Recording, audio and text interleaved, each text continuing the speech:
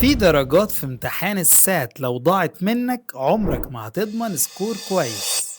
لو انت ناوي تدخل امتحان السات يبقى لازم تركز على الأسئلة المضمونة الأول، ولازم تفهم تقسيمة الامتحان نفسه بتبقى عاملة ازاي، تبدأ بأنهي أسئلة وتسيب أنهي أسئلة للآخر. يعني مثلا عندك في امتحان الريدنج هتبدأ الأول بأسئلة الفوكابيلاري، بيبقوا حوالي 4 أسئلة.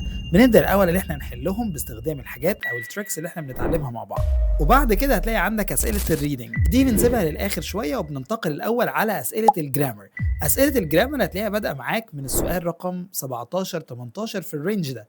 هتبدأ الأول بالأسئلة دي وتضمن فيها أعلى سكور ممكن. بعد كده بقى ترجع تمخمخ للريدنج في الوقت اللي فاضل لك، ويبقى انت كده قسمت الامتحان بأفضل طريقة تضمن لك أعلى درجات في أقل وقت.